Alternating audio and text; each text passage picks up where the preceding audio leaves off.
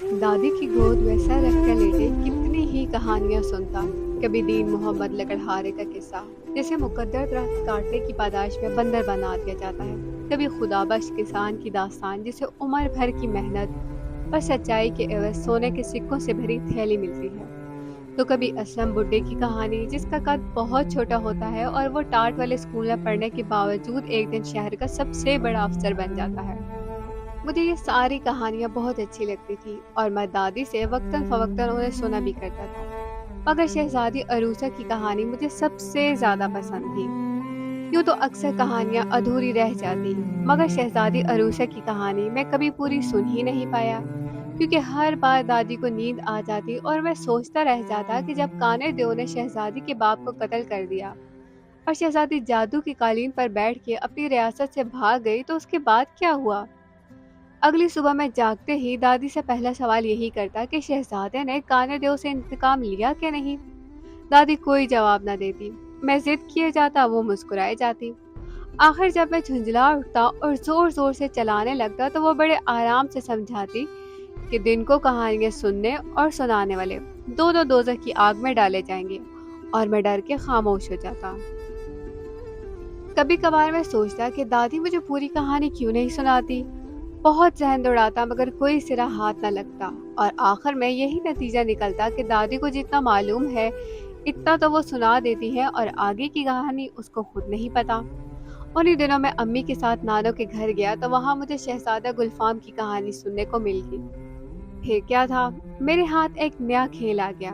جو ہی دادی شہزادی عروسہ کو کانے دیو کا ہاتھ میں تھما کر خراٹے مارنے شروع کرتی، میں شہزادہ گلفام کو کہانی میں داخل کر کے من چاہے واقعات گھڑتا چلا جاتا اور آخر میں شہزادی کو کانے دیو کے چنگل سے چھڑا لاتا۔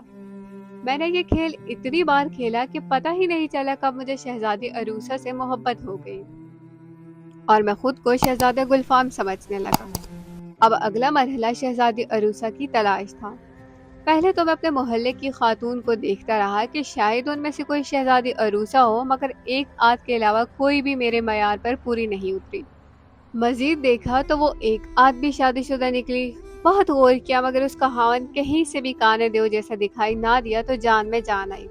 اب بچے دبئی سے واپس آئے تو اپنے ساتھ ایک ٹیلی ویژن سیٹ بھی لے آئے، جو کہ یہ محلے کی تاریخ کا پہلا ٹی وی تھا، اس لیے شام ہوتے ہی سب لوگ ہماری طرف اکٹھے ہو جاتے اور حیرت سے 24 انچ بڑی اسکرین کو دیکھے جاتے۔ میری تو لاٹری ہی نکل آئی۔ ایک تو گھر میں چہل پہل بڑھ گئی، جس کی وجہ سے خوب دل لگا رہتا۔ مزید یہ کہ شہزادی کی تلاش میں بھی آسانی ہو گئی، کیونکہ ٹی وی کی ہر دوسری عورت مجھے شہزادی عروسہ ہی لگتی۔ ان دنوں قریب ہر نیوز کاسٹر اور اداکارہ میرے ریڈار کی زد میں رہی، مگر کہیں سے کوئی تصدیق نہ ہو پائی اور یوں معاملہ کھٹائی میں پڑا رہا۔ ایسی ایک رات تھی جب 9 بجے والے خبر نامے کی جھلکیاں شروع ہوئی تو بڑے بوڑھوں میں ایک دم خسر پھسر شروع ہو گئی۔ میں نے چپکے سے کان لگا کر ان کی باتیں سنی تو پتہ چلا کہ ایک عورت ہے جسے سب نے مل کر نیا بادشاہ بنا ڈالا ہے، کیونکہ اس کے باپ کو کسی برے آدمی نے پھانسی پر چڑھا دیا وغیرہ وغیرہ۔ اور فوراً ہی مجھے شہزادی کی کہانی یاد آ گئی۔ تو گویا اسکرین پر بیٹھی خاتون، جس نے سر پر بڑے سلیقے سے چادر اوڑھ رکھی تھی اور نہایت اعتماد سے میری طرف دیکھتے ہوئے کچھ بول رہی تھی، اصل میں شہزادی عروسہ تھی۔ میں نے اس بار تھوڑا شرما کر اس کی جانب دیکھا اور میرا دل زور زور سے دھڑکتا چلا گیا۔ ہر روز رات کو سونے سے ذرا پہلے میں اس کی تصویر اپنے ذہن پر نقش کرتا اور اسے سوچتا رہتا، یہاں تک کہ میرے گال شرم کے مارے سرخ ہو جاتے اور میری سانس رکنے لگتی۔ ایک چیز البتہ مجھے کافی پریشان کر رہی تھی۔ شہزادی کو بادشاہت ملنے کا مطلب یہ تھا کہ اس نے کانے دیو سے اپنے باپ کی کرسی واپس لے لی ہے، تو پھر میری یعنی شہزادہ گلفام کی جگہ کہاں بنتی تھی، جسے اسے اپنے کندھوں پر بٹھا کے دیو کے لشکر کو شکست فاس عطا کرنی تھی۔ کہیں ایسا تو نہیں کہ میرے علاوہ کوئی دوسرا شہزادہ گلفام بھی ہو، جس کی مدد سے شہزادی نے اپنے باپ کا تخت واپس لے لیا ہے۔ ایسے کتنے ہی اندیشے جنہوں نے مجھے اپنی گرفت میں جکڑ لیا، کسی بھی کام میں دل نہ لگتا۔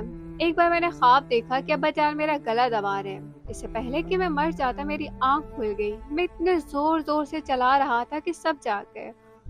خوف کے مارے میری حالت خراب تھی۔ پوری رات دادی میرے سرہانے بیٹھی آیت الکرسی پڑھتی رہی اور میں جاگتا رہا۔ اگلا خواب اس سے بھی زیادہ خوفناک تھا۔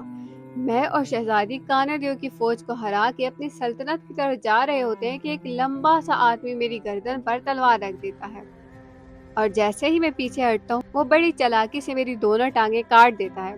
پھر شہزادی اور وہ ہاتھوں میں ہاتھ ڈالے مجھے ٹاٹا کرتے ہیں اور اڑتے ہوئے بادلوں میں گم ہو جاتے ہیں۔